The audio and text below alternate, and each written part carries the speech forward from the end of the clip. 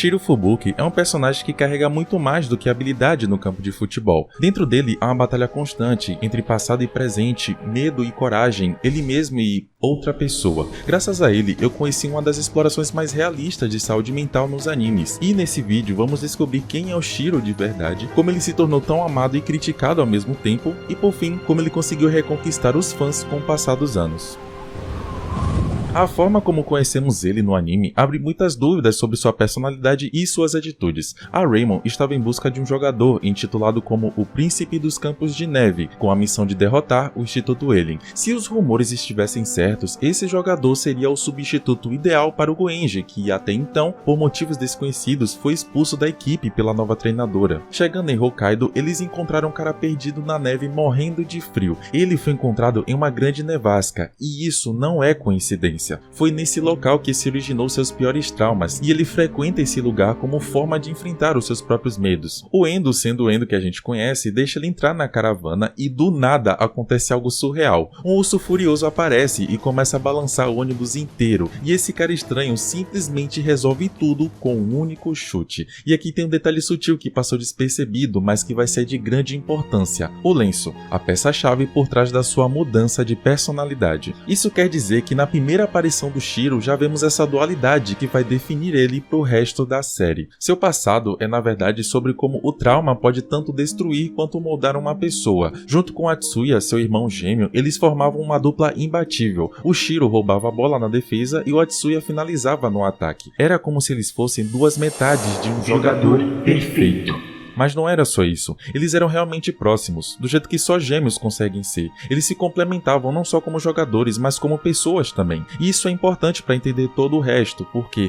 não foi só o irmão que ele perdeu, mas também perdeu metade de si mesmo. Aí vem a tragédia. Uma avalanche mata toda a família, menos ele. E isso não é só uma informação de fundo, é literalmente o que define tudo sobre o personagem. O Shiro desenvolveu o medo de sons altos, a obsessão em ser perfeito, o jeito como ele se relaciona com os outros. Tudo vem desse momento. É genial como o anime mostra que o trauma não é só tristeza, não tem superficialidade ali. O Fubuki desenvolve o que conhecemos hoje como transtorno dissociativo de identidade, um transtorno que envolve a presença de duas ou mais identidades diferentes que alteram o comportamento de uma pessoa. Quando a Atsuya assume, a personalidade muda completamente, os olhos ficam castanhos, o cabelo fica espetado para cima, a voz fica mais áspera, ele fica mais agressivo. A maioria dos animes de esporte até hoje, na verdade, usam esse tipo de obstáculo como combustível para determinação. Com o Fubuki, o trauma na verdade está destruindo ele por dentro. E como eu falei antes, qualquer som que lembre uma avalanche, como neve caindo, trovões ou barulhos altos, faz ele entrar em pânico. E isso sim é a representação de um trauma, que em Super 11 ela não é nem um pouco romantizada. E outra coisa interessante é o seu elemento gelo. Ela funciona muito bem se pegarmos o conceito de que o gelo preserva, ela mantém as coisas exatamente como elas eram. Podemos ver isso nas técnicas dele. Como o Fubuki mesmo, não como Atsuya. O Ice Ground e o Snow Angel são técnicas que congelam o campo e o adversário, habilidades defensivas disfarçadas de ofensivas que mostram como o Fubuki tenta se proteger através da agressividade. Tem um lobo lendário também, que eu vou falar mais sobre ele depois, mas que também tem tudo a ver com a superação desses traumas. Depois de conhecermos aquele cara estranho, descobrimos que ele é o tal atacante lendário dos rumores. O Sumeoka foi o que mais ficou descontente com a expulsão do Goenji, e por consequência, ele é o que mais duvida se o Fubuki é realmente tudo isso que dizem. E cara, o Sumeoka é o personagem perfeito pra gente conseguir medir a aura que um personagem tem. Quando o Shiro muda sua personalidade, o Sumeoka entra em choque com o tamanho poder do jogador. Pena que nem você, nem eu, nem o Sumeoka percebeu que tinha um custo doloroso por trás de toda essa força. A segunda cena mais memorável pra mim, a primeira vocês vão ver daqui a pouco, foi quando o Atsuya tava treinando incansavelmente a noite inteira, enquanto o Shiro tentava convencer ele a descansar. Uma clara representação de como funciona o conflito interno dele. Uma parte quer descansar e se conectar com os outros, ser apenas uma criança normal, enquanto a outra parte está apenas obcecada em alcançar a perfeição. O pior é que todo mundo ao redor meio que alimenta essa obsessão sem perceber. Desde pequeno, o pai já dizia como os irmãos poderiam ser perfeitos quando trabalhassem juntos, e também a forma como seus companheiros de equipe gostam quando ele vira aquele cara confiante e faz muitos gols. Então o Fubuki fica nessa de tentar ser duas pessoas ao mesmo tempo, porque isso é o que todos esperam dele. Enquanto ele era um dos jogadores jogadores mais importantes do time, ele também era o mais isolado emocionalmente. Ele ajuda todo mundo, é sempre gentil, oferece conselhos, mas ninguém consegue enxergar o que se passa com ele de verdade. Ao longo da temporada, percebemos como essas mudanças de personalidade vão piorando. No início mesmo, parece que ele até tem um certo controle, mas depois que o desalmado conseguiu fazer ele se sentir inferior, o Fubuki passa a mudar no meio de uma conversa, às vezes no meio de uma jogada, e é aí que os seus amigos começam a ficar confusos sobre ele. Mas aí chega um momento que essa condição se torna tão grave que esse problema deixa de ser visto apenas por nós. Quando finalmente chega a partida contra a Gênesis, o anime faz uma virada de chave, aquele momento em que tudo muda, e pra mim um dos melhores episódios do anime inteiro. Agora que seu trauma tá exposto, aquela batalha deixa de ser só futebol, não é só mais um jogo, é o episódio onde o Fubuki precisa de uma vez por todas decidir se ele vai continuar tentando ser duas pessoas ou se vai encontrar a própria identidade. É onde ele entende que não precisa mais carregar a Tetsuya dentro de si, não porque ele o esqueceu, mas porque ele pode continuar vivendo sem deixar de honrar a memória do irmão.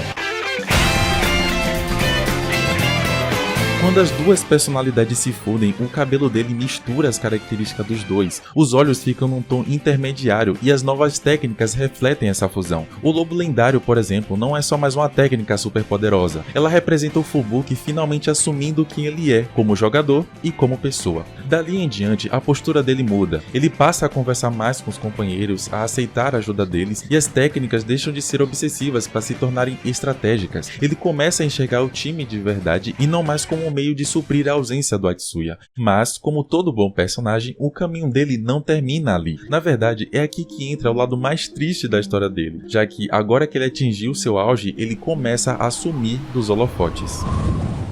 Nos episódios seguintes, principalmente na terceira temporada, a importância dele na história é muito menor, e isso causou uma reação mista nos fãs. Muita gente se perguntou por que de um personagem tão profundo, tão carregado de história, ter simplesmente virado um figurante em alguns momentos. Daí surgiram várias teorias, talvez problemas de roteiro, planejamento. Sabe-se que, diferente dos outros animes, a produção de Super 11 sempre deu muito poder aos fãs japoneses de escolherem certos rumos na história e até nos jogos. Então é possível que essa mistura de fatores pode ter dado mais foco para personagens que os fãs mais gostavam, como o Goenji, que tem talvez a maior parte do fandom, por exemplo. O que mais me deixou triste não foi só o sumiço, mas também a forma como o Fubuki foi usado dali pra frente. No torneio de futebol Fronteira Internacional, ele aparece mais como um apoio. Claro que ele ainda participa de partidas importantes, faz alguns gols e aprende técnicas novas, mas já não é mais aquele jogador que carrega o time nas costas, nem o cara que a câmera foca quando as coisas apertam. E antes de falar como ele reconquistou sua popularidade, precisamos falar da fase que muita gente esquece de comentar quando fala do Fubuki, a geração Gol. Nesse ponto da história, ele já não é mais um jogador, ele vira o treinador da Hakuren, e aqui a gente consegue perceber como ele amadureceu. Ele aparece poucas vezes, mas em todas as cenas dá pra ver que ele carrega uma postura mais séria e responsável. Agora ele tem um pupilo, o Yukimura, que, apesar de não ter passado pelas mesmas dificuldades, mostrou-se um jogador com muito potencial. Mesmo que os antigos jogadores tenham papéis curtos, não dá nem pra comparar a importância do Fubuki em relação ao Endo, que até dá pra entender, já que ele foi o protagonista do clássico, mas o papel do Kido e especialmente o papel do Goenji deixou claro quais são os personagens favoritos dos japoneses. Em 2018, podemos ter uma faísca de felicidade com o lançamento de Ares no Tenbin, e aqui o Fubuki renasce de um jeito completamente diferente. Primeiro porque no universo de Ares, a história toma outro rumo. O Atsuya tá vivo, então o Fubuki nunca passou pelo trauma que definiu a versão original dele, e isso muda completamente a personalidade e o papel dele dentro do time. O Shiro de Ares é confiante e até meio frio às vezes. Ele não carrega mais o peso emocional de antes, e isso faz com que ele jogue de uma forma mais leve, mais objetiva. Ele é o capitão da Hakuren e trabalha junto com seu irmão. Apesar de na seleção ele jogar como um zagueiro, na Hakuren ele era a dupla de ataque do Atsuya, o que cria uma dinâmica de campo totalmente nova para quem conhece o passado trágico dele. Mas o incrível é que mesmo sem o trauma, o anime não ignora a essência do personagem. Ele continua sendo o cara estratégico, calmo e elegante em campo, mas agora ele é movido por paixão ao futebol e não mais por obsessão ou culpa. E com a chegada de Orion no Kokuin, aí sim o Fubuki volta a ter o respeito respeito e a importância que merece, não como protagonista absoluto, mas como um pilar emocional e técnico pro time. Ele é aquele jogador que quando tudo começa a dar errado, segura as pontas, e era só disso que eu precisava, cara. Eu não queria que ele fosse o protagonista, entende? A cena em que ele pede o Astor de se machucar é absurda, mostra como ele manteve o instinto protetor, mas agora de um jeito maduro, não mais pelo trauma, mas por cuidado e experiência. Esse crescimento é sutil, mas faz toda a diferença. Sem precisar forçar drama ou criar um novo trauma, o anime desenvolve o Fullbook para a posição de destaque pelo valor que ele tem, pela liderança natural, pela forma como ele inspira os outros. Mas não é como se ele fosse blindado também. Ele ainda sofre, ainda se preocupa, ainda sente o peso das decisões. Quando o time descobre sobre a Fundação Orion, sobre as manipulações e conspirações, ele é um dos primeiros a levantar a voz e se posicionar. Quando ele descobre que seu nome seria cortado do time e que o Atsuya seria colocado no lugar dele, o Fullbook não faz drama. Ele aceita, mas não aceita como quem desiste, aceita como quem entende o momento. Ele sabia que o irmão tinha mais condição física para continuar